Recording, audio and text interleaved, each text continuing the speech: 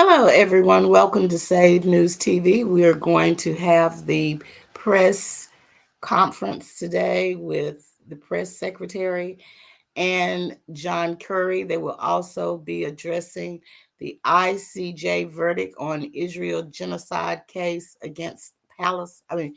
Case with Palestine that South Africa brought on. So let's get into it. All right, everybody, good afternoon. Happy Friday. A couple things for you at the top, or actually one big thing at the top. This week we saw more evidence that our economy is strong and inflation is falling under President Biden. Inflation has now fallen back to pre-pandemic levels and the economy grew 3.1% last year, stronger than during the Trump administration. At the same time, wages and household wealth are higher than before the pandemic. In 2023, we also saw prices fall for key household purchases like gas and milk, eggs, toys, appliances, and airfares.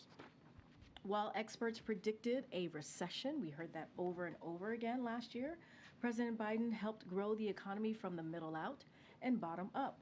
And Americans are feeling the results. 2.7 million jobs were created last year, and consumer sentiment surged 29% in the last 2 months. The biggest jump in more than 30 years. We know our work is not done. President Biden will never stop fighting to lower costs and give hardworking American families more breathing room. This stands in stark contrast with House Republicans, who don't have a plan to lower costs and whose MAGAnomics fails the middle class with tax giveaways for wealthy and big corporations, cuts to Social Security, Medicaid, Medicare, and higher costs from prescription drugs to utility bills. Now, tomorrow, as you all know, have been tracking, tomorrow's International Holocaust Remembrance Day, a time we mourn one of the darkest chapters in human history when 6 million Jews were systematically targeted and murdered.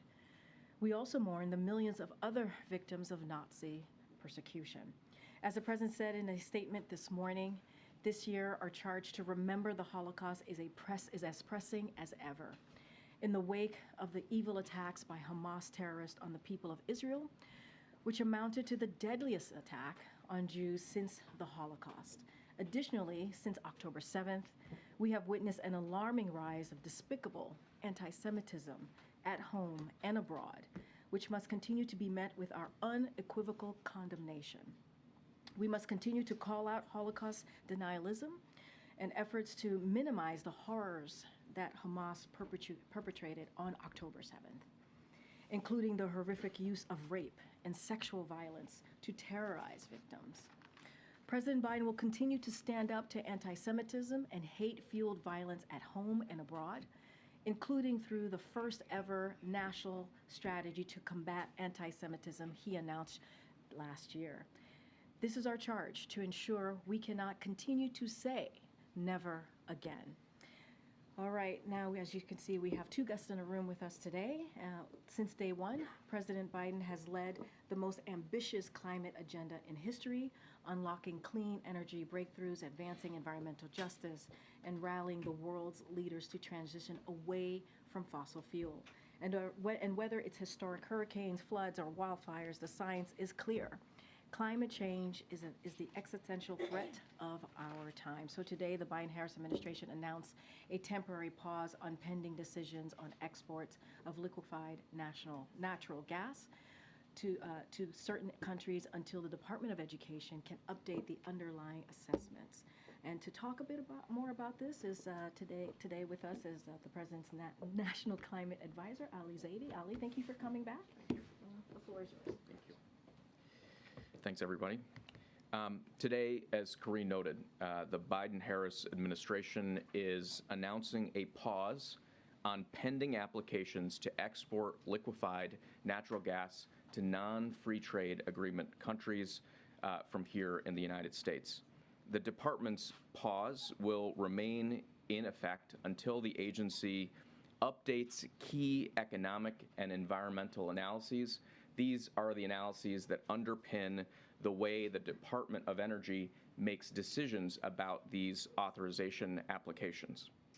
Specifically, the Department of Energy has said that it will focus on better understanding energy costs and the implications of future exports on energy costs for American consumers and manufacturers. On energy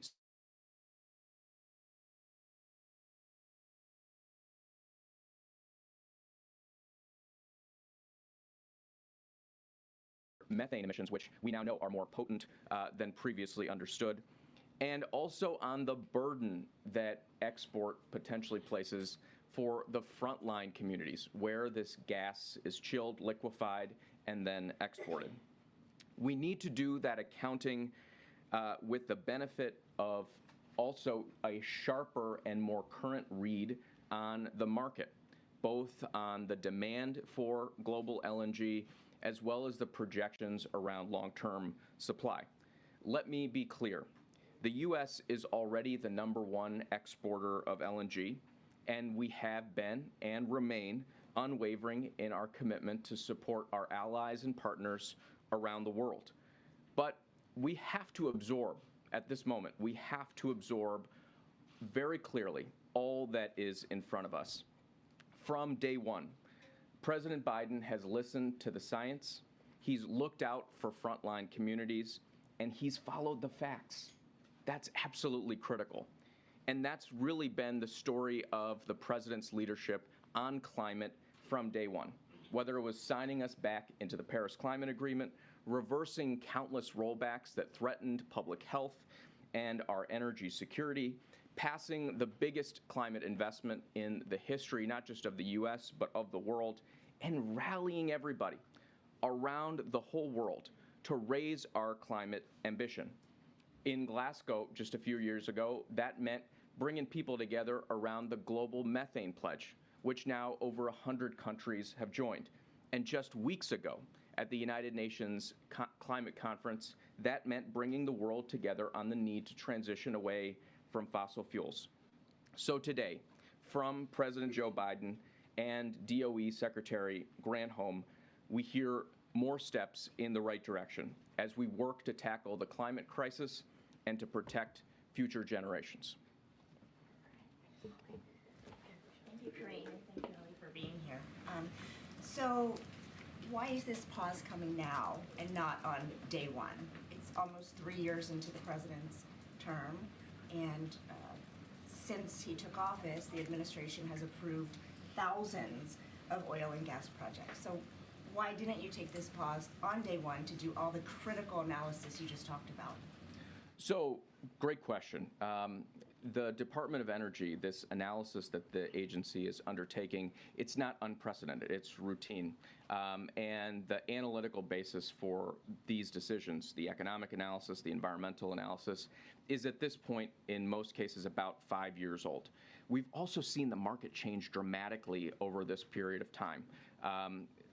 If you look just at the United States, which has now become the #1 exporter, we've seen massive build out here of LNG, as well as approvals that would double, just if you look at what's under construction, double the export capacity, just if the projects that are under construction when they come to fruition. So that dynamic has changed. The second thing that we've seen change is our evolving understanding of the environmental implications of this. Look, over the last 10 years, for example, we've started to really understand the potency and threat that methane presents to the environment. Methane is this super polluting greenhouse gas, 80 times more potent than CO2. And in some instances, some scientists believe that it represents about half a degree of the warming we're seeing here. And so one of the things that we need to do is take in and integrate some of that additional learning around life cycle greenhouse gas analysis. It's really important that the department does this routine work, and I think this will inform how we approach this program going forward. Thanks, Ali. I know the administration has said this review is expected to take several months. Can you be a little more specific about the length of time this might take? The department is going to move with speed. They're going to really take this head on. It's a commitment from the secretary. What we know is that there's important information to collect. I just spoke a little bit about the market dynamics. We need to understand, for example, also the impact of potential costs on our consumers here in the United States, on manufacturers here in the United States. A large group of manufacturers that have thousands of facilities across the country making things like steel and aluminum actually sent in a letter to the department saying they have a lot of input they'd like to provide. So the department will be doing that work. It will be engaged in a public comment process. This has to be a transparent process, an engaging one, and they will continue to move that forward. And as you mentioned, there's been several reviews in the past. Those generally haven't involved pauses. So why this time is there a pause on these pending sales? Some of your critics are saying it's because of politics trying to please environmental activists ahead of the election. What do you say to that? I think we've got to be clear-eyed about the challenges that we face. The climate crisis is that, an existential crisis, and we've got to be, I think, really forward-leaning into making sure that we're taking that head on. But here's, I think, the critical context for your question, and that is that if you look at the approvals already that have been completed, you've got the number of projects that are under construction set to double the existing capacity, and then approvals beyond that that would double it yet again. So there's a long runway here, and we're taking a step back and thinking, okay, let's take a hard look before that runway continues to build out. And can you share the amount of greenhouse gas emissions that this rule would cut in the short term? Can you detail that in any specific way for people to understand? That's I think that's part of what this review is all about, is to understand what are the implications of LNG. We've started to learn more about leakage rates at different parts of the supply chain, upstream, midstream, downstream. We've started to learn a lot about what happens to LNG as it's chilled and then shipped overseas. We're also seeing major shifts in the demand for this product. What is it backing out on the other end? You think about a lot of our allies and partners who use that LNG today actually are on a trajectory to back out that demand, to replace it with things like clean energy and energy efficiency. So this will take all of those factors in and hopefully produce an answer that helps us answer this really important question. And is there a specific benchmark that the administration is trying to reach when it comes to renewable scaling that gets to where you could restrict natural gas exports even further? I think the president's been very clear about his targets and ambition for the United States on climate as a whole. That's getting to an economy that does not put greenhouse gas pollution into the sky by the middle of the century, net zero by no later than 2050, and getting halfway there by the end of this decade. The way we do that is by deploying clean energy. We've already doubled the pace of deployment of technologies like solar and wind here in the United States. Under the president's leadership, we're really seeing a renaissance in the use of technologies like advanced nuclear, folks announcing commitments to invest in that, and plants that were slated to retire staying on to continue to produce clean power. We deployed over 1 million electric vehicles last year in the United States. So I think it's a sector-by-sector strategy pinned down in this North Star goal of getting to net zero emissions economy-wide. And part of that conversation needs to be, as it was at the United Nations conference, how we globally transition away from fossil fuels. This also comes at a time when the world is still grappling with a 2-year-old war with Russia's invasion of Ukraine. What assurances on U.S. LNG can you give allies? And second, can you just also respond to the criticism we've heard today, particularly from the industry, that essentially the administration has handed a win to Russia? Look, we have, I think, beat expectations in terms of our the speed and alacrity with which we've moved to be a forceful ally to folks facing down energy challenges, especially our partners in Europe. Just to rewind, right after the invasion, the Russian invasion, the U.S. and the EU got together. We launched a task force to focus on energy security, and what that looked at was short-term needs, medium-term, and long-term. As part of that, and I think the numbers are really important here, we set targets for how much gas would be delivered to Europe to help it deal with the Russian aggression.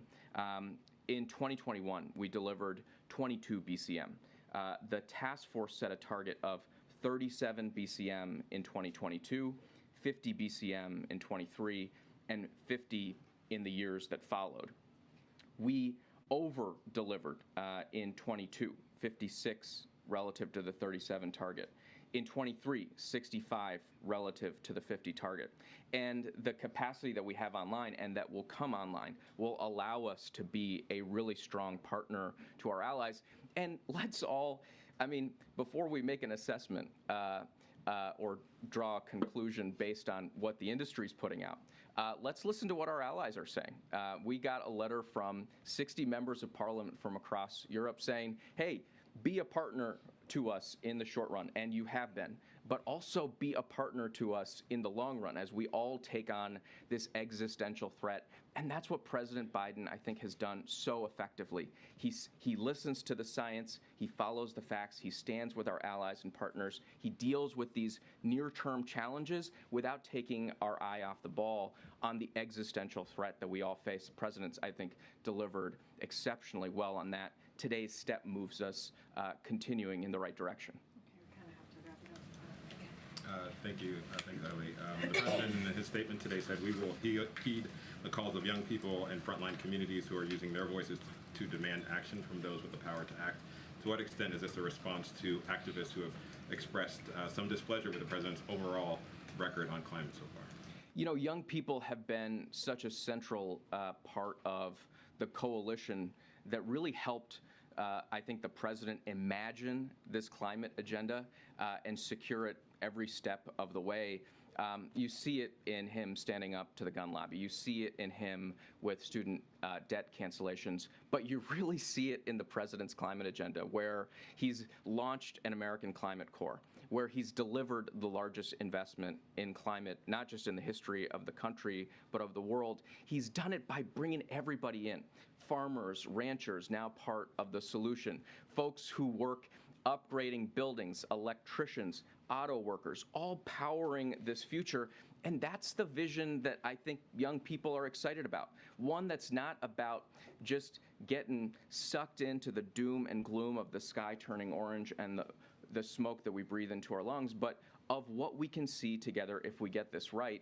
I think young people know they've got in Joe Biden a partner, an ally, a leader who is willing to be forward-leaning and fearless in taking on this crisis and unlocking the massive, massive opportunity that sits on the other side of that. And what's your message to activists who say you should move beyond the pause to actually reject some of these projects? Look, if the question is, does the science urge us to find every single way to move as quickly as we can, faster and faster each day to take on the climate crisis? It does. It's code red. That's what the scientists say.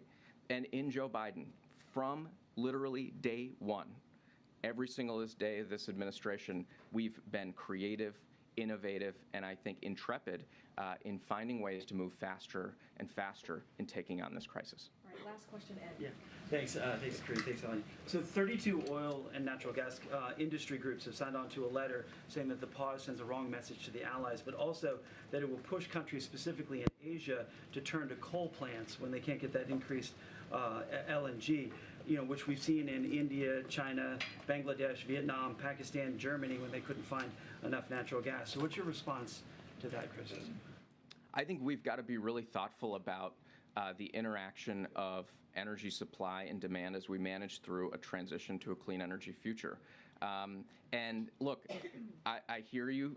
The industry that produces fossil fuels has a perspective on how to manage that supply and demand. So do the industries that populate our economy and economies around the world. Folks who are making steel and cement, folks who are making solar panels and batteries, folks who are just focused on delivering good products at a good price.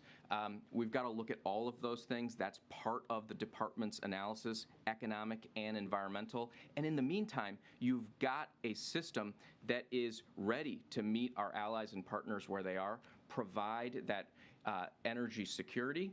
But we've got to do both of these things at the same time, meet our energy security needs and look at the challenge that we face on climate change. That's what the president has been, I think, uniquely able to do, is manage those near-term challenges, be really, really strong in standing with our allies as they work through the challenges that are right in front of them, and then work on this energy transition to a clean energy future. And you know, we can sort of go through where different groups are, and that's exactly what the Department of Energy process is all about, is making sure U.S. manufacturers, U.S. consumers, they're all at the table providing the input, providing the analysis so that we can come to the right bottom line. But does the pause then push other countries towards coal? That, I don't think that bears out in fact. Okay, thank you so much. Thank you.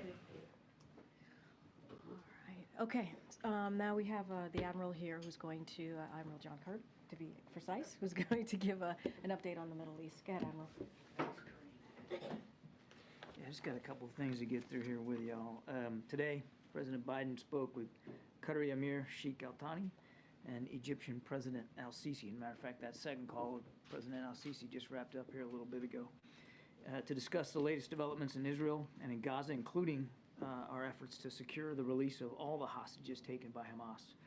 We'll have readouts of those conversations soon, as I think you can expect, but to just give you a brief update of where things are, we continue to do everything we can to facilitate another hostage deal, just like we did back in November. Our coordinator for the Middle East, Brett McGurk, is actually returning this afternoon to D.C. from a good set of discussions with counterparts in the region, to include, of course, Qatari officials. We're hopeful about the progress, but I do not expect, we should not expect, any imminent developments. And I certainly won't get into negotiating here from the podium or speculate about possible outcomes. Suffice it to say that at every level, from the president right on down, we're doing everything we can to bring these moms and dads, sons and daughters, brothers and sisters back home to their families. Our thoughts remain with them, and of course their loved ones, as well as all the innocent Palestinians that continue to be caught up in this war that Hamas and Mr. Sinwar started on the 7th of October. Now, shifting topics, if I can, to another part of the world, as you may be tracking, National Security Advisor Jake Sullivan is in Bangkok today, meeting with senior Thai officials and his Chinese counterpart. Yesterday, Mr. Sullivan had a separate meeting with the Thai Prime Minister and the Deputy Prime Minister and Foreign Minister. In those meetings, Mr. Sullivan reaffirmed the importance of the U.S.-Thailand Treaty Alliance and partnership, and discussed opportunities to strengthen cooperation across a range of bilateral and global issues. And of course, when he has the opportunity to meet with his Chinese counterpart, it will be a follow-on to the discussions that President Biden had with President Xi over back in San Francisco, and to continue to work for ways to improve our bilateral relationship, but also to make clear and be firm about issues where we don't always agree with China. And then finally, I'd like to just take a moment to welcome Turkey's approval of Sweden's application to join NATO this week. As many of you know, the Turkish parliament voted to approve the articles of ratification on Tuesday. President Erdogan signed those documents yesterday, and we're expecting the instruments of ratification to arrive in Washington, D.C. very, very soon, to be deposited at the State Department as per process. We certainly encourage Hungary to move forward with their process quickly so that the alliance can welcome Sweden into NATO without further delay. And with that, ready. Thank you, Kirby, I wanted to ask you about the lower court decision ordering Israel to prevent acts of genocide, but it stopped short of ordering a ceasefire. You have suggested multiple times that South Africa's claim does not really have merit. And I'm wondering, how does the U.S. repair relations with South Africa, which is a big voice for non-aligned countries in the global south? I don't believe that our disagreement over the founding claim of the allegation causes any permanent damage to the bilateral relationship with South Africa. We just happen to disagree on that point. But we're also going to keep working on that relationship as we do many others. So you fundamentally believe the U.S., they claim that the U.S. is supporting a genocidal state. That is not going to impact relations with South Africa. I don't believe I heard that from South Africa. South Africa filed a case based on allegations that they believe genocide was being conducted by Israel in Gaza. I don't believe it was directed at us at all. We simply have said consistently we find that claim is unfounded. And you know, the court also did not find Israel guilty of genocide. Sorry, one quick question on President Biden's top migration advisor at the NSC departing the White House next week. How does her departure impact border policy negotiations and asylum talks? Katie's done an amazing job, as particularly helping us in our Summit for Democracy and getting the LA Declaration on human migration going, and really working on a truly hemispheric approach to trying to get at the root causes of migration. She's just been absolutely critical. We're all going to miss her. She's just a great professional and has been a true public servant in that regard. She wants to head on back to Chicago, spend more time with her family, and she certainly has earned that after 3 years with the administration. I don't have anything personnel announcements to make in terms of who's going to replace her, but I can assure you that we'll find an appropriate professional to come in and take those duties. And I have no doubt that the foundation and the great work that Katie has done will stand us well no matter who comes in behind her. Just to follow on the ICJ, is the president disappointed that the court did not definitively dismiss the genocide claim? Actually, I mean, I think the court's ruling is consistent with many of our positions, and much of the approach that we've taken with Israel. For instance, in the view that Israel has the right to take action against the terrorists on the October 7th attack, that they have an obligation to be mindful of minimizing civilian casualties, that they have an obligation to assist the international community to get humanitarian assistance, and all these are things that we have been pushing and urging for as well. In his phone call today with the Qatari Emir, did the president speak with him at all about these leaked comments from Netanyahu calling the country problematic, and what kind of assurances did he The offer? main purpose of the call was to continue to discuss the possibilities of another hostage deal and a humanitarian pause that would go along with that. So you can't say if that. The main purpose of the call was to talk about the possibilities of getting us back into another hostage deal. And the UN relief agency said that they have fired some of their staff after Israel has accused them of being involved in the Hamas attack. What is the White House thinking on this? I know the State Department has said that they're suspending aid temporarily. Are there other steps that the U.S. is considering taking? Yeah, we have suspended any outlying or yet to be allocated funds for UNRWA, the UN Relief and Works Agency.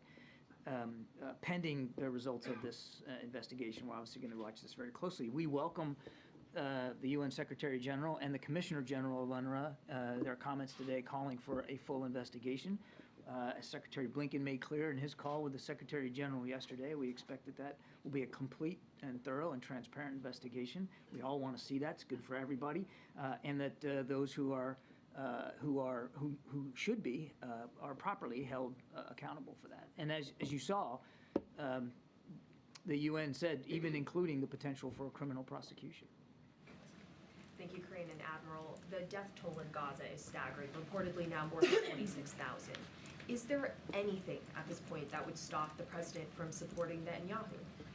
We continue to believe that Israel needs to get the support that they need to defend themselves against a still viable threat by Hamas, an organization that wants to wipe them off the map. So we're going to continue to support Israel. At the same time, we can still continue to urge Israel to be more careful and more precise. We can continue to urge Israel to get more humanitarian assistance in. Does the president still believe his personal diplomacy with Netanyahu is as effective as it was earlier in this war? It is as vital now as it was on the 7th of October. And I fully expect that you'll continue to see the president and Prime Minister Netanyahu engage appropriately. So to clarify, there is no red line, there is no point at which the president would stop his? I would just tell you that we continue to believe the approach that we've been taking on behalf of Israel to help them, as well as on behalf of the people of Gaza to help them, is showing results, and we're going to continue that approach. Thank you, Karine, and thank you, Admiral. When the president spoke with Netanyahu 1 week ago, did he press him to scale down the Israeli military option? And did he talk about any time frames for when he would like that to be done? As an example, the president stressed that he is not in it for a year of war. Gee, could it be that you're referring to some certain press coverage, huh? I cannot, and I'm not going to get into more detail about the call. We gave you a pretty fulsome readout. I was up here talking about the call. Prime Minister Netanyahu and the War Cabinet have a big job in front of them. We're going to continue to make sure that they have the benefit not only of American security assistance, but American advice and counsel, which we've been providing since the very, very beginning. How much of the president's asks to Netanyahu have to do with his concerns about how the war is impacting his chances of re-election? It's not about American asks. It's a conversation that we're having with Israeli leaders about how they're prosecuting this conflict, this war against Hamas. And from the very beginning, we have not been bashful about offering our insights, our perspectives, our lessons learned from our own experience with urban warfare in places like Iraq and Afghanistan, and we won't be bashful going forward. And does that mean that there are going to be things that maybe we don't see exactly the same way that the Israelis look at it? Yeah, probably will. It has and it will going forward. That's what friends can do. That's what allies can do. But I'm asking, how much is the president concerned that this war is impacting his chances of re-election? The president is concerned about Israel's right to defend itself from a legitimate terrorist threat. The president is concerned about the humanitarian crisis that's going on in Gaza right now. People in desperate need of food, water, medicine, and fuel so that they can drink fresh water and subsist. The president is concerned, as I said at the very outset, with the 100+ hostages that are still being held by Hamas and other Islamic Jihad groups there in Gaza, and making sure that they get home to their families. I mean, my goodness, just today, those 2 calls, he's working at this personally at his level to see if we can't get them home. That's what he's concerned about. He's not looking at the clock in the electoral calendar. He's looking at the clock in terms of the lives that are at risk in Gaza right now, hostage lives, Palestinian lives, and you know what? Even Israeli Defense Force lives, because they keep taking casualties. That's the clock he's worried about. Thank you. Thank you, Karine. John, this ICJ ruling, it's going to be part of a global conversation on this conflict. Does the ruling and the subsequent proceeding, will it impact U.S. policy or messaging at all?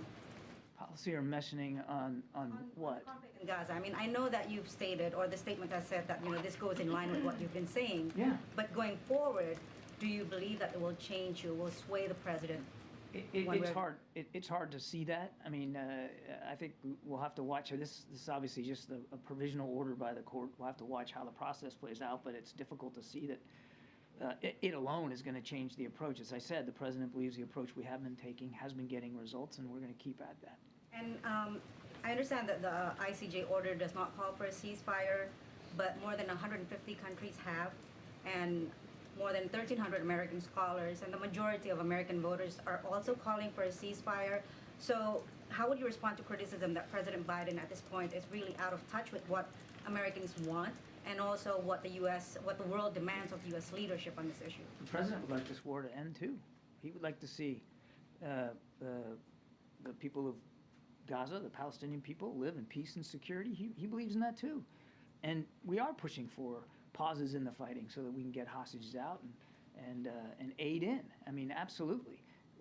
We don't believe that right now a general ceasefire is the best approach. But that doesn't mean that the president isn't respectful of the wide range of views out there, or the desire to end the violence and end the war. Of course, he doesn't want to see the war go on one more day than it needs to go on. But they do face a very continued viable threat from Hamas that they have every right and responsibility to go after. And just really quickly on the Jake Sullivan meeting, what was Jake's message to Wang Yi on Taiwan? Was there anything new that was conveyed?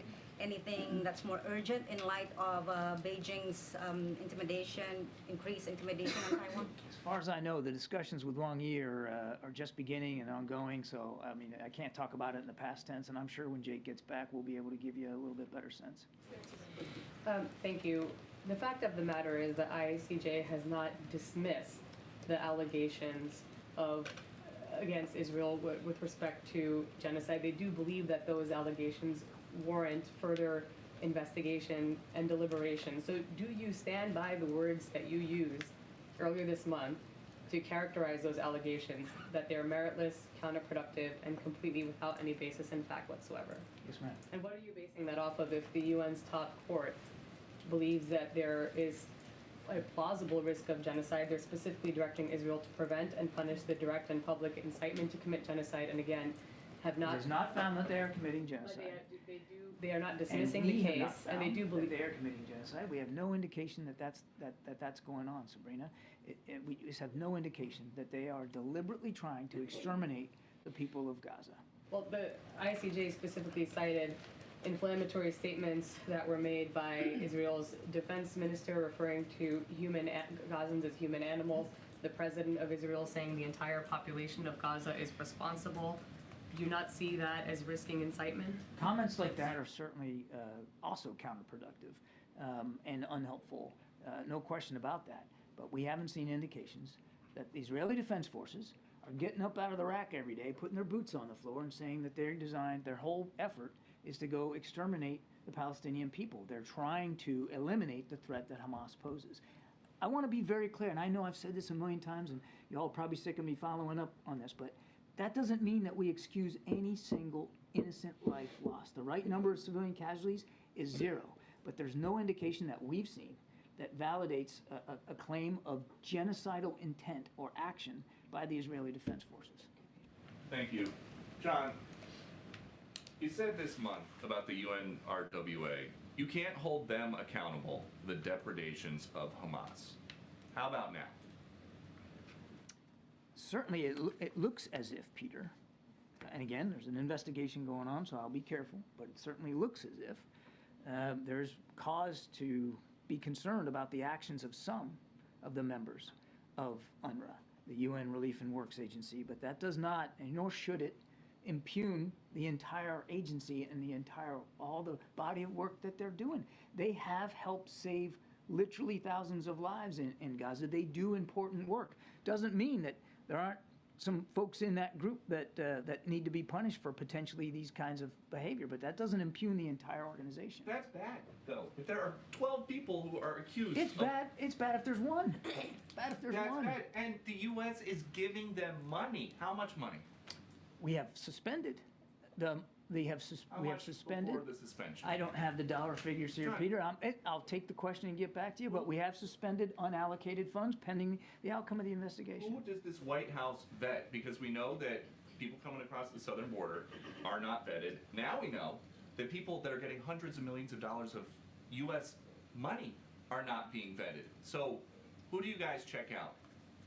It's interesting that you're combining the two. The border in this, but let me just give me a second.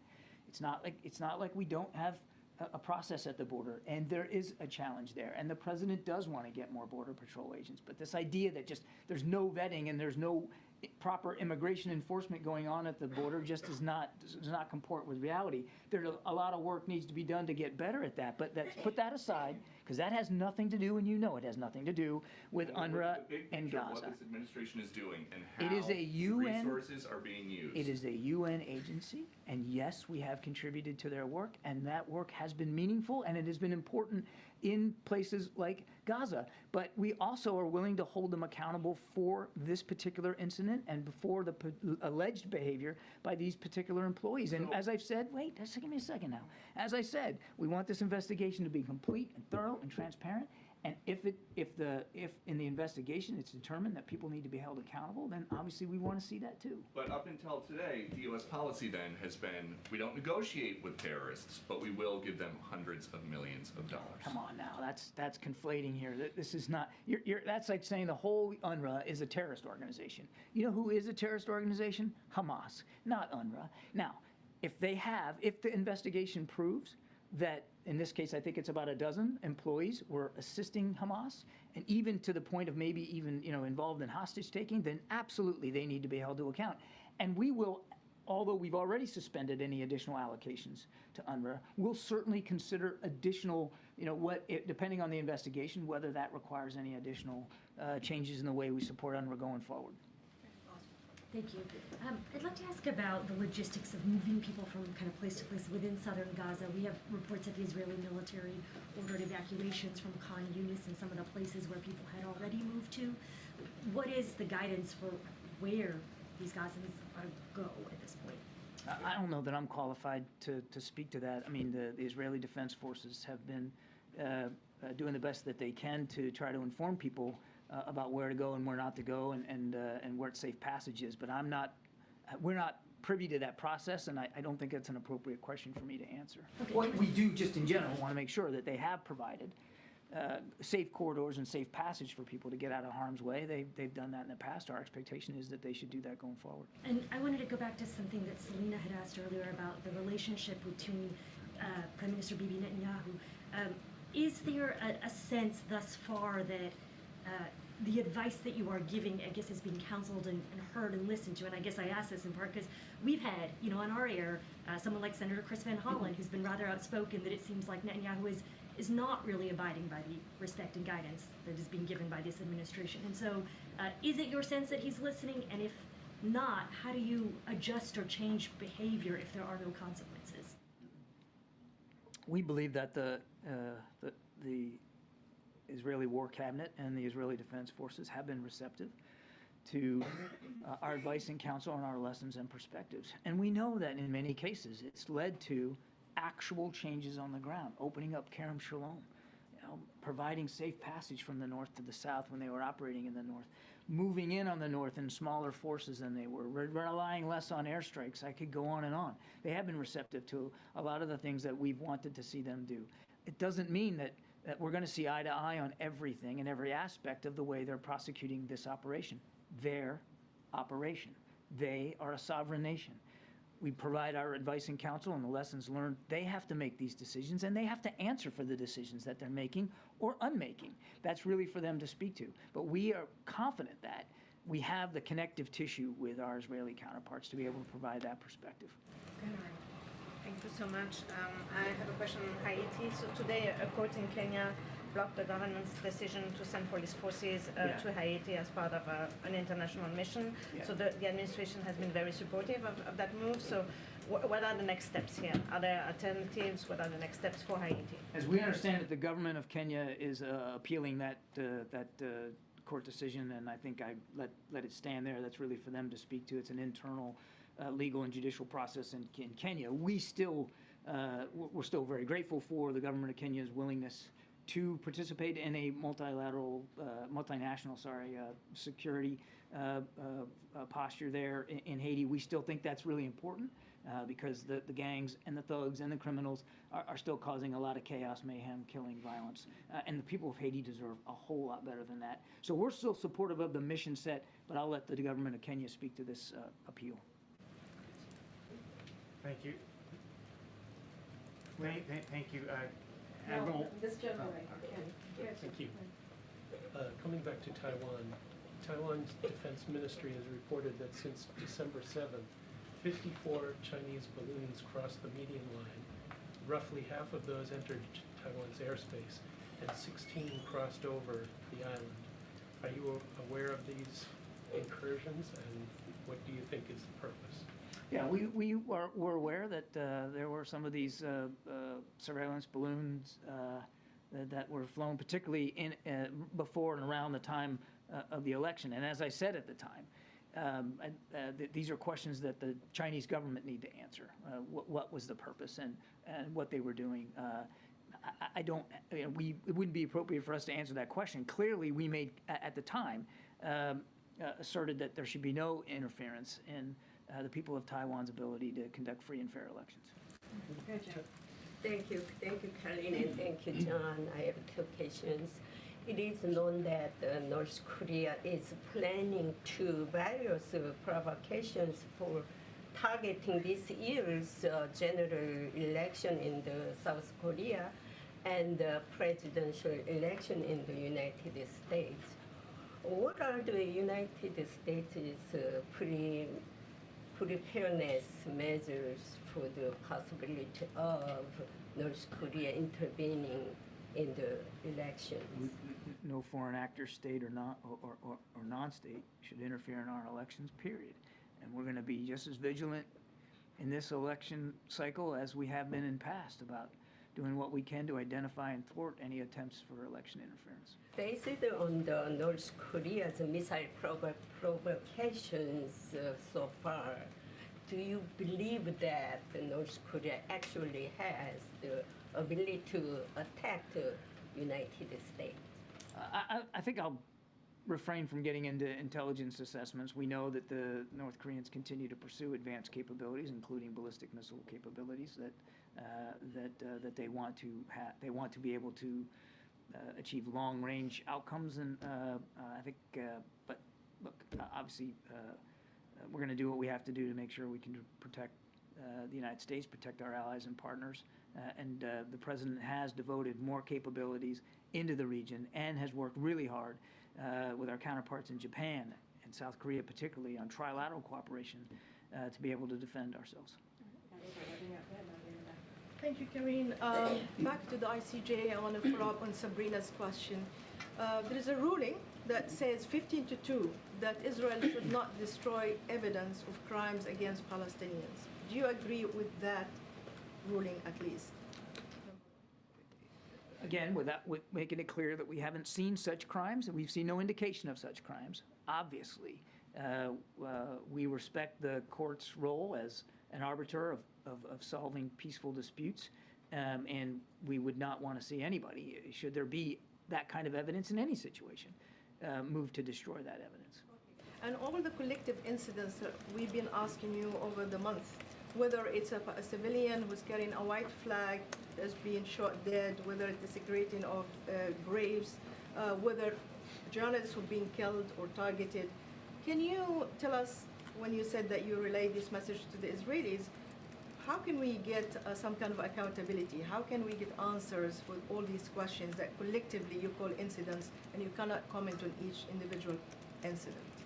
I'm not really sure how you want me to answer the question, so I'll just repeat what I've said before. We're not going to react in real time to every single event. When we... Sorry, my question is, do you relay this to the Israelis? Can we get an answer from you what the Israelis been responding, whether they are really responding to you positively and they saying, we are aware of this and we're investigating it, etc. Do you get an answer for us from to the best of our ability? If we have something that we can speak to in terms of what the Israelis are doing, we'll do that. But it is really for the Israelis to speak to their operations and what they're doing, and if they investigate what their investigation is finding. Doesn't mean that we're going to be bashful about speaking out if we have concerns. We've done that in the past. We'll do that in the future. Brian. Thanks, John. On Hungary's bid, Hungary holding up Sweden's bid for NATO, is the president? What's the president's understanding for why Hungary hasn't approved Sweden's bid for NATO? I don't know that we would agree necessarily that Hungary's holding it up. I mean, they've already indicated that they're going to move on this, and as I said in my opening statement, we urge them to do that quickly now that Turkey has.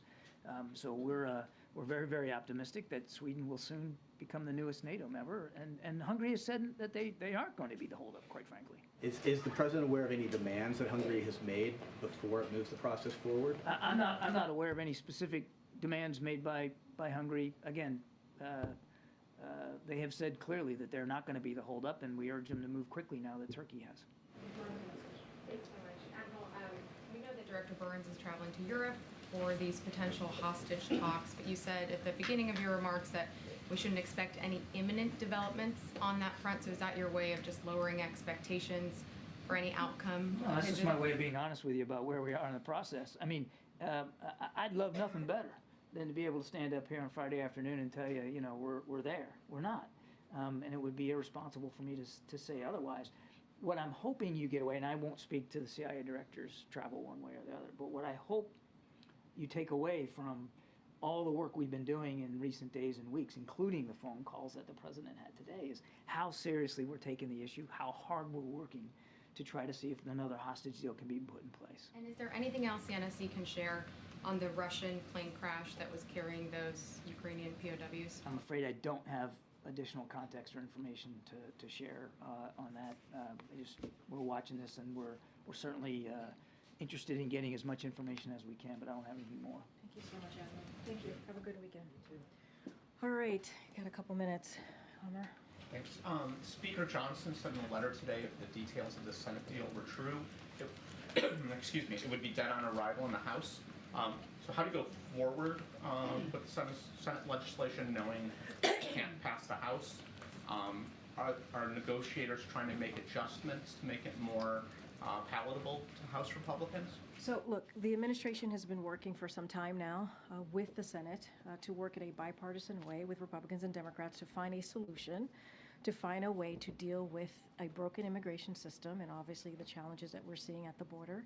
And we feel that it's been happening in a good faith nature. And these negotiations about policy changes, obviously, and also funding resources, that will be important in dealing with that issue.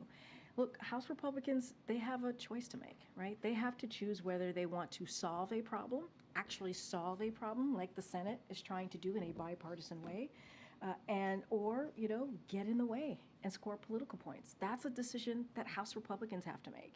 It's clear that senators, both Republicans and Democrats, have made their decision. They have said, we're going to do this, we're going to try and figure out, negotiate in good faith, and try to figure out how do we come to a bipartisan agreement. And, the president has been very clear. He asked in his supplemental request what he needed, what he think we needed as a country. What was the emergency ask that he had for our country as it relates to our national security? House Republicans, they have to choose. Do they want to help, or do they want to score political points? Just one thing quickly. The year anniversary of the East Palestine derailment is, I think, about a week away now. When's he going to go? And it's been almost a year. Yeah. Is this becoming more of a hindrance to the president and a sign of almost insensitivity by not going? I'm not sure it's a sign. I wouldn't say it's a sign of insensitivity. Let's be clear here. From the moment, the day of the derailment that we saw in East Palestine and what the community had to deal with, within hours, we've had federal assistants, federal employees on the ground within hours. And that was because of this president, right? Because he understood what that community would be going through. So we were proactive, and we got folks there within hours. We're talking about EPA, Department of Transportation, we're talking about FEMA, HHS, CDC, and we've been on the ground, folks have been on the ground since that day. And this is a whole of government approach. So, and the president's going to continue to ask Congress to act. Obviously, there's a rail safety act that needs to be strengthened, and the president's going to continue to do that. As it relates to the president's trip, obviously don't have anything to announce at this time. When it is appropriate or helps the community for him to be there, obviously he will be there. He's done that. It doesn't matter if it's in a rural area, urban area, suburban area, red state, blue state. The president has always been there to assist and be there for the community. So when it is helpful, he certainly will do that. But I want to, you asked the question about insensitivity, but the president did do exactly what the community wanted him to do, or that was right for the community, was give assistance within hours of the derailment. And we're holding, let's not forget, we're going to hold accountable Norfolk, Suffolk. Like, we are going to make sure that they actually, stay to account what they caused on the ground with this derailment. Thank you, Karine. Back to the border negotiations. Can you share anything about where the president stands on scaling back his parole authority? I won't even. No. I hear you, and I get the red lines, and I get where we stand, maybe policy-wise on particular issues. There are negotiations happening, as you know. You hear me say this almost every time I've been at the podium for the past month or two, as we talked about this. But we want to be careful because we want to give them the space to have a good faith conversation, to have a good faith negotiations about what policy, real policy changes, I won't say substantial, but real meaningful policy changes that they can make to deal with the broken system that we see in the immigration system. I just don't want to get into characterizing or laying out or through what our policies are on particular issues, because we just don't want to get in the way of that. The moment I say something, the moment it goes into the room of the negotiations, and we just don't want to do that. Okay, got it. And then, does the president have any response to at least 25 Republican governors signing a joint statement supporting Texas in its standoff with the U.S. at the border? So here's what I would say. My message to those, how many governors in that letter? I believe it's 25. 25 governors. I would say to them that, are they, you said Republican governors? Yes. I would say to them that if they truly want to help with the issue at the border, with the immigration system, that they need to talk to the congressional members, the senators in their state. That's what they need to do. They need to ask them to make sure that they have the resources they need within their respective states to take action, right? To actually deal with a broken system. The way that we deal with this is legislatively. The way that we deal with this is for Congress to act. And so that's what those 25 Republican governors need to do. They really want to help. They really want to assist. They really want to see change with the immigration system. They really want to fix the challenges that we see at the border. Then they should talk to their senators and their congressmen or congresswomen who are in their states. That's how we get this going. And we are appreciative of the senators right now, both Republican and Democrats, who are doing just that. And we want to come to a bipartisan agreement. Yeah. Last night, Alabama executed a man with nitrogen gas, which is the first time that new method has been used. I'm wondering if the White House has any reaction to that. Yeah, we do. The reports of Kenneth Smith and his death last night obviously is troubling. It is very troubling to us as an administration. It is very troubling to us here at the White House. It underscores why the president support the Attorney General's moratorium on federal death penalty, pending review of the policies and procedures governing its use. The president has long said and has had deep concerns with how the death penalty is implemented and whether it is consistent with our values. So we are deeply troubled by it, by what we heard about Kenneth Smith's death, and so it is just troubling to hear. Thank you, Karine. How concerned is President Biden about Trump weighing in on these border negotiations, especially considering how much influence he has over the Republican Party? Does he think it's appropriate? I mean, look, that's for the Republican Party to speak to. Seriously. I mean, I want to be really mindful because that's candidate Trump speaking, right? So I want to be careful as upcoming elections, that you hear me say as often as I can. Got to be careful as a federal employee. There's something called the Hatch Act, as you all know, so don't want to comment specifically on him. But look, there is a real issue, a real challenge at the border. There truly is. The president understands that. The president has said that himself. And we know that the immigration system is broken and has been for decades now. We want to get that done. We want to fix that. We want to take steps to get to a place where we can deal with the issues at hand. And that's why he put forth on his first day a comprehensive immigration policy. The president's taking this very seriously. He's taking this very seriously on behalf of the American people.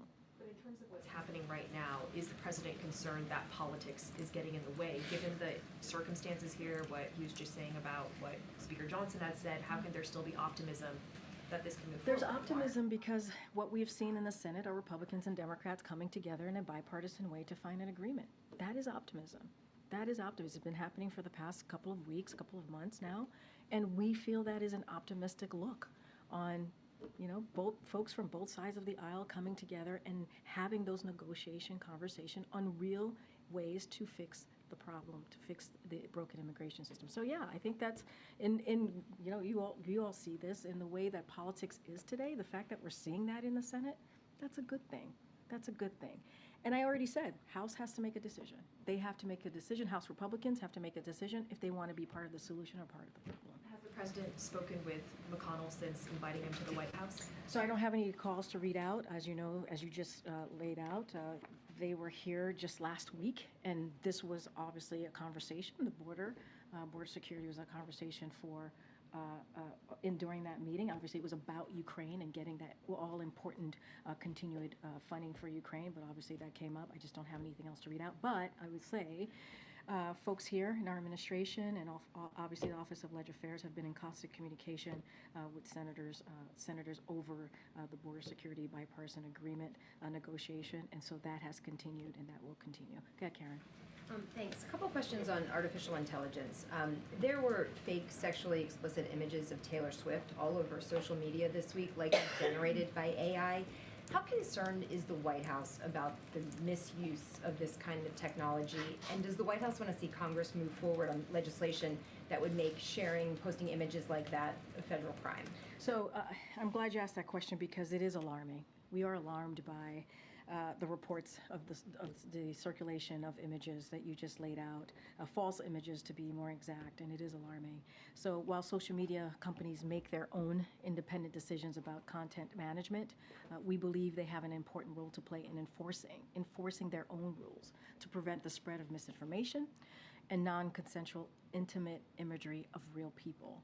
Sadly though, too often, we know that lax enforcement disproportionately impacts women, and they also impact girls, sadly, who are the overwhelming targets of online harassment and also abuse. So the President is committed, as you know, to ensuring we reduce the risk of generative AI producing images like through his latest executive order that we announced just in the fall of last year. So this problem is not new, and it's one that the Biden-Harris administration has been prioritizing since day one. We have taken this very seriously. Again, this is alarming to us. As you know, he launched a task force to address online harassment and abuse, and he did that just this fall. The Department of Justice launched the first national 24/7 helpline for survivors of image-based sexual abuse. And so our commitment and that we will continue to do and continue to take action and make sure that we continue to work on this. And again, this is very alarming, and so we're going to do what we can to deal with this issue. Should there be legislation too moving forward? Yeah, there should be legislation, obviously, to deal with this issue, but as I just stated, the President has taken action, whether it is a task force, whether it's the Department of Justice doing what it can with the 24/7 online assistance, and so we're going to continue to do what we can from here. Of course, Congress should take legislative action. That's how you deal with some of these issues, obviously, but it is alarming to us, and we're going to continue to do what we can from the federal government. Okay, Francesca. Thanks, Karine. Following up on the border talks, I assume there have been no conversations with Speaker Johnson since they were at the White House either. I don't have any conversations to read out since last week. Sure. And in his letter today, he also said that House Republicans would move forward next week with impeaching Secretary Mayorkas. Given these strong differences of opinion on the border, how realistic is it really that there is a deal that it can even pass that would pass the Senate and the House at this point? Look, we have to be optimistic because there is actually conversations happening in the Senate. There are, in a bipartisan way, right? And so we feel confident about that. It's been happening in good faith, right? In order to have negotiations, you have to have it in good faith, and that's what we believe. There has been progress in their conversations, and so we are optimistic about that. Now, as I stated moments ago, multiple times already in this past couple of minutes, House Republicans have to make a decision here. They have to make a decision on if they want to be part of the solution or part of the problem. That's on them. That is on them. I'll say one thing about the impeachment of Mayorkas or the proceedings to impeach Mayorkas. It is shameful. It is shameful. That's how they want to use their time,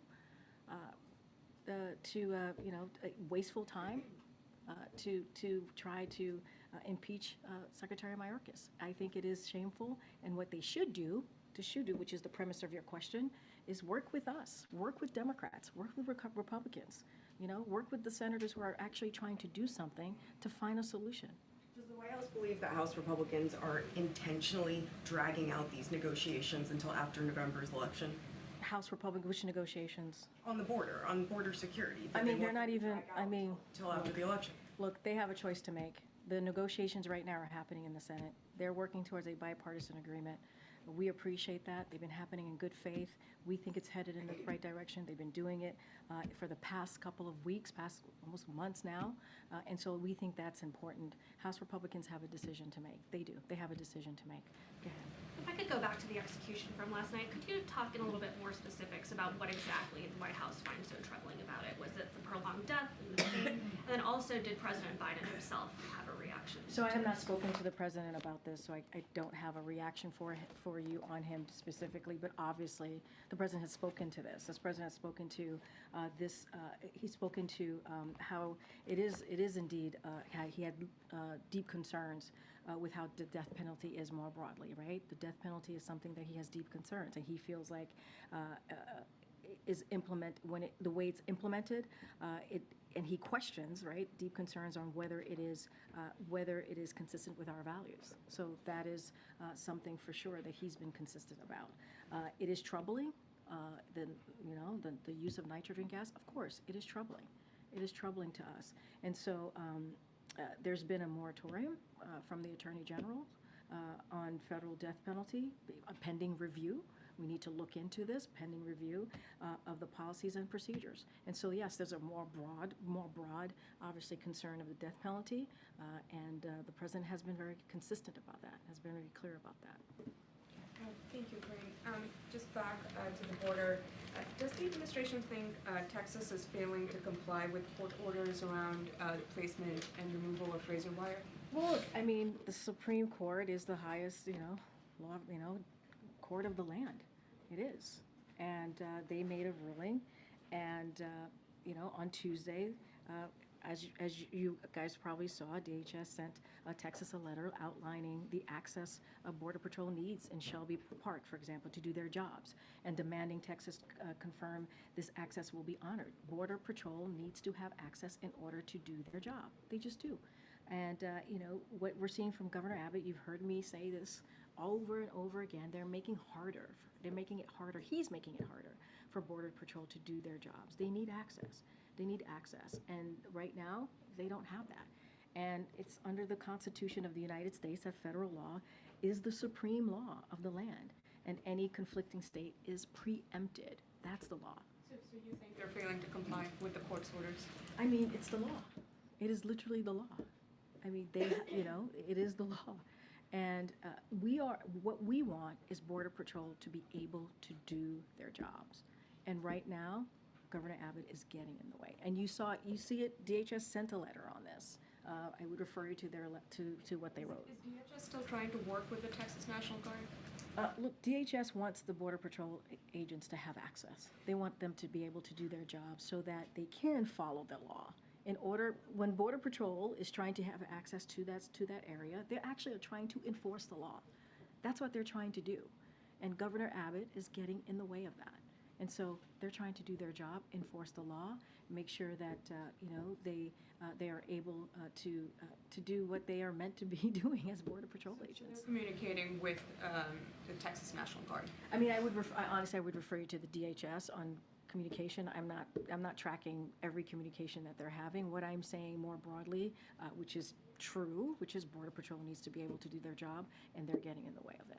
And just a quick one on the border talks.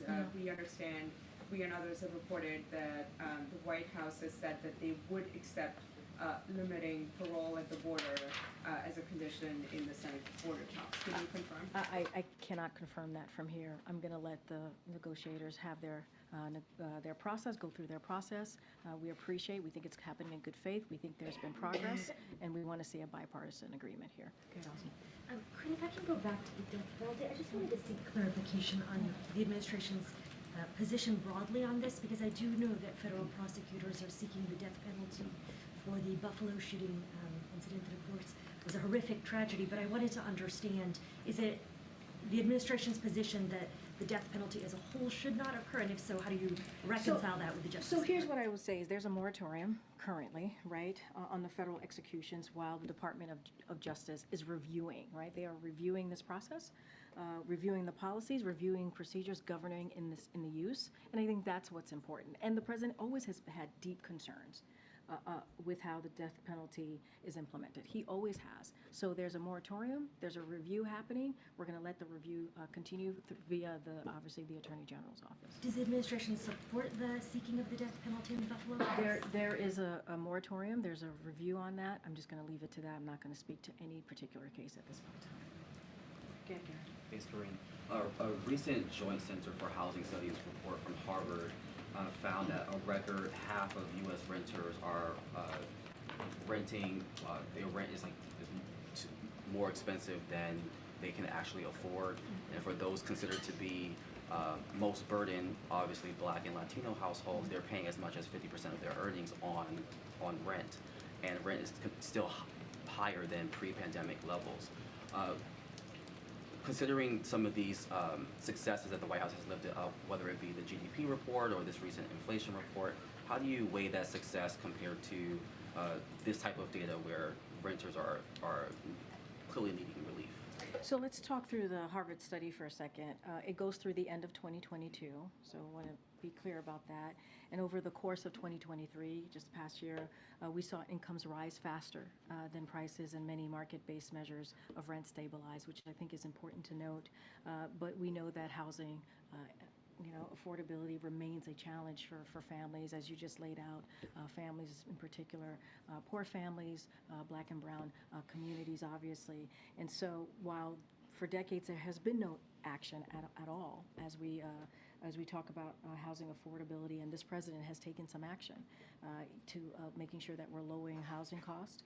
A couple of things, putting policies in place to build more housing, for example, reducing mortgage insurance premiums by $800 per year for hundreds of thousands of first-time home buyers, expanding rental assistance, and taking on unfair junk fees that drive up the cost of rent. So those are actions that we have taken. Remember, there's been inaction on this for decades, but the president has taken some action. So we have a plan that the president put forward on continuing to lower housing costs, and so we want House Republicans, Republicans more broadly in Congress, to take action.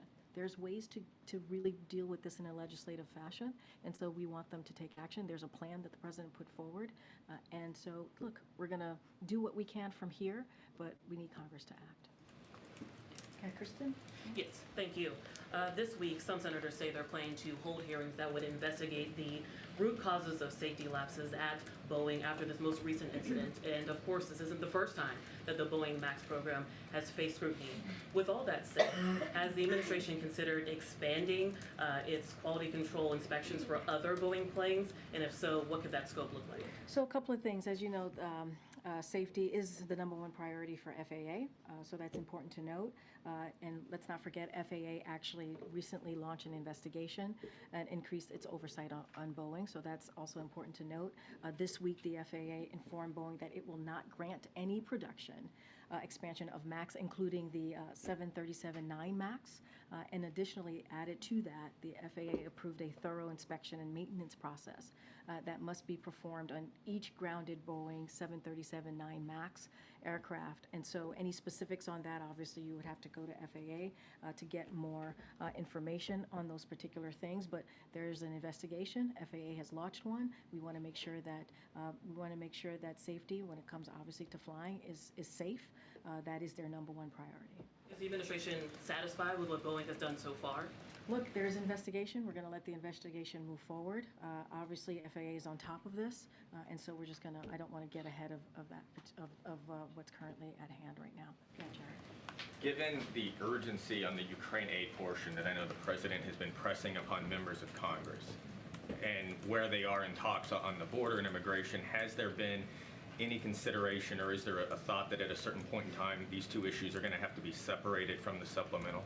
We are very much continue to be where we've been for the past couple of months since the president put forward his supplemental, his national security supplemental back in October, which is this supplemental ask is all of it is important, all of it. And we want Congress to act on every part of the request that the president has made. We're having these border security negotiations in the Senate in a bipartisan way. We want to come up with an agreement, but border security was also obviously in the supplemental. So that is where we're focused on. We're focused on moving all of the supplemental requests that's been asked by this president. That was asked back in October. That has not changed. So there's not a concern that as these talks continue and even make progress, that you're going to run out of time to kind of get Ukraine what it needs? I mean, look, I think you've heard from NSC, you've heard from the Admiral, we've already run out of time. We have, as it relates to Ukraine. You know, the funding for Ukraine ended last year, at the end of last year. So we have, and we've seen what Putin has done, right? He continues the barrage, the attacks on Ukraine just intensified. It's intensified. And so that is what, that's been the consequence of the lack of action. So we have to continue to work with Congress and be very clear with Congress. That's why the president brought, one of the main reasons the president had the leaders, some of the leaders and committee chairs here last week and ranking members here last week, is to talk about Ukraine funding and how important it is so that Ukraine has the funding that they need and the security assistance that they need to defend themselves against Putin's aggression. And what that means, not just for their national security and their democracy, but for our national security too. We know very well what happens if you don't stop a dictator. We've seen history. If you don't stop a dictator, what could happen, right? And so the president has been very clear about that. We need to help Ukraine. I guess that's my question, is why not separate the two then? Right now, we're moving in a fashion where we want to see the President National Security Supplemental move forward. There is a reason, I said this moments ago, there's a reason why the President puts forth a supplemental plan, right? It's because he sees it as an emergency. He sees it as an important request on behalf of the American people. Thanks, Karine. Former President Trump yesterday said that he was encouraging all states to send their National Guard troops to the border to help Texas and to move migrants back across the border. Do you have any response to this effort to have states take on federal immigration policy? So look, I've been pretty clear about, these states, if they really want to help and assist, if they want to help get more resources to deal with the border, the challenges at the border, they should be calling on their senators and representatives to join the administration and working in a bipartisan agreement to get that done. That's our message. That's what we'll tell all the governors, of Republican governors, obviously in particular. Look, Border Patrol needs resources. They need to be able to have these resources to do their jobs. The immigration system has been broken for decades. You hear me say this over and over again. Not just me. It is the truth. It is the fact. And so in order to deal with this, we need policy changes. We need funding and resources. So that's what we would tell them. We would tell these Republican governors to talk to their representative. Call on them to take action. Call on them to take action. Can you speak to President Biden's relationship with Governor Abbott? I know there's been a lot of back and forth. There are court cases. How is that relationship? Well, they've had opportunities to meet a couple of times. The president has been in Texas. You've seen it for yourselves, how they have engaged with one another. And, we've been we will not shy away from calling out what we see as political games from the governor because it is not safe. It does not protect our communities. It doesn't help Border Patrol to do their jobs. So we will continue to call that out. That's not going to hold us back. But the president, he is a president for all Americans. It's not about the governor of Texas. It's about the people of Texas. Because you hear me say this, and he has said this, he's a president, for red states, blue states, and that's who he cares about. He cares about the people of Texas and the American people more broadly across the country. I know I have to start going. Go ahead. Yeah. Thank you so much. In the letter that you mentioned that DHS sent to Texas Governor Greg Abbott, they asked Texas to give CBP full access to Shelby Park by today.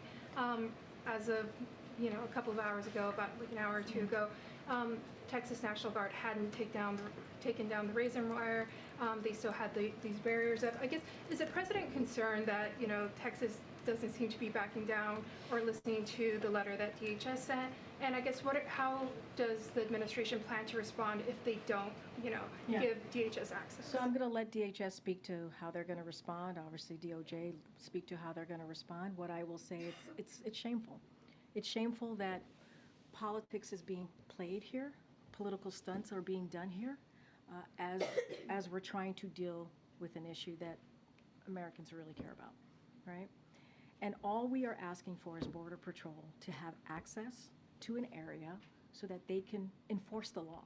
That's what they're trying to do. They're trying to actually do their job to enforce the law. That's what Border Patrol agents are meant to do, and that's what they're trying to do. And you have politics being played, and you have a governor getting in the way of that, And so it is shameful that we continue to see these political stunts, and we continue to see these political games. It is not safe. It does not help solve the problem. It does not help solve the issue. All right, I'm gonna have to wrap it up. Go ahead, Brian. Thanks a lot, Karine. I had a question on the border. With the president's emergency asking, he's asked Congress to for more money to hire more Border Patrol agents, to hire more officers to vet people who want to come in to make sure they have legitimate claims. Should the American people be prepared for the situation on the border to get worse if that money is not approved? So look, I'm not going to get into, read the future and how things are going to turn out. What I can speak to is what we're trying to do right now to deal with the challenges, to deal with the broken system, the immigration system. That's what I can speak to. What I can speak to is what the president has asked for. You just laid out. He asked for more border agents, obviously. He's asked for 2,000 to hire 2,000 more border agents and law enforcement officers, install new drug detection and technology to stop fentanyl from coming into the country, going into communities, hire more immigration judges and asylum officers. That's what was in his plan. That's what he's asked for. That's what he wants to see. Now we're having a very important conversation with the Senate Republicans and Democrats. We appreciate that. We think Congress must act. They need to act. And that's how we're going to deal with this issue. If you think about it this way, too, more than 3 years ago, the president on his first day put forward a comprehensive immigration legislation and put it forward to Congress. If Congress had taken action 3 years ago, they had taken action, worked towards that, we wouldn't be where we are today. We just wouldn't. But now we're having these conversations, and hopefully we can get to a bipartisan agreement. Okay, Andrew, you have the last question. Thank you. On the subject of the border and the Texas Guard, I understand you want to refer some of these questions to DHS because DHS controls the Border Patrol, but at a certain point, Texas National Guard soldiers and National Guard soldiers from other states are being used to frustrate federal authority. They are being used to get in the way of federal immigration enforcement and to flout a court order from a federal court. At what point does the president step in and say, enough of that, these are American soldiers, I am federalizing the National Guard and ordering them to let the Border Patrol do their jobs because they took an oath to the Constitution and I am their commander-in-chief? When does enough become enough? So I'll say this. I'm not going to speculate on any actions the president could use. I'm just not. I'm just not going to do that. It is very clear, and I would remind everyone that the circumstances under which the federal government can mobilize a state's National Guard are outlined in the law, right? So that I'll leave that there, but I'm just not going to get into speculations on any actions the president's going to take at this time. And I'm going to reiterate, if these Republican governors actually cared about doing something to deal with the challenges at the border, about doing something, real meaningful actions, right, to deal with the immigration system that's been broken for decades under Democrats, under Republicans, not just this president, then they would reach out to their representative, their congressional representatives, their senators and Congress members in their state who I'm assuming they know well. I'm assuming they've worked with them on issues that deals with the federal government.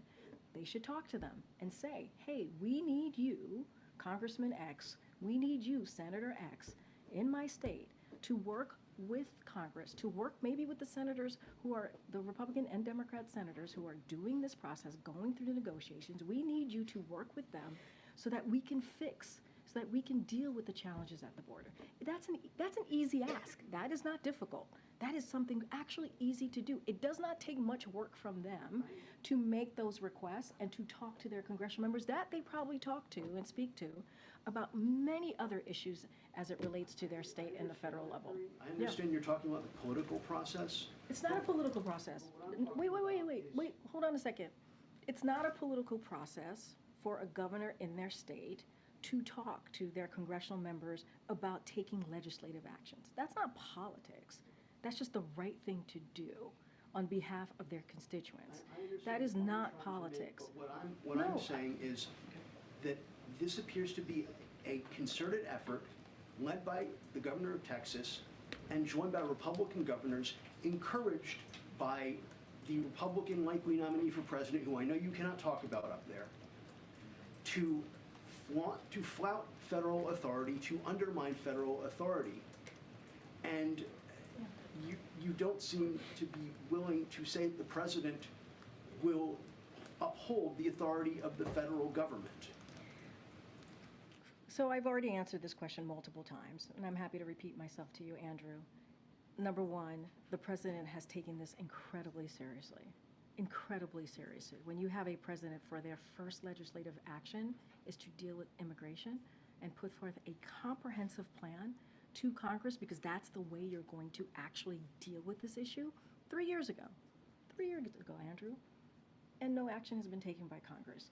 When you have a president that has been working with negotiators via, obviously, his team here with Republicans and Democrats in the Senate to have a real conversation, to talk about, in good faith, to talk about comprehensive ways to deal with policy, comprehensive ways to deal with funding, to deal with the immigration system, that's a president that's taking it very seriously. The president had Republicans and Democrat leaders here and ranking members of those committees. In that conversation had to deal with Ukraine, but that came up as well. And the president said it is important for Congress to act. We have been saying this. If you have a Republican governor that is playing political stunts and continues to do that and put actually the Border Patrol agents in harm's way and preventing them to do their job, that's a political stunt. We're going to call that out too. DHS has taken action, DOJ has taken action. That's a president that's taking it really seriously. I can't speak to DOJ actions, obviously, but those things are being taken very seriously because Border Patrol agents need to get to the area to do their jobs, to enforce the law. So if you think about it, you're asking about our legal authority.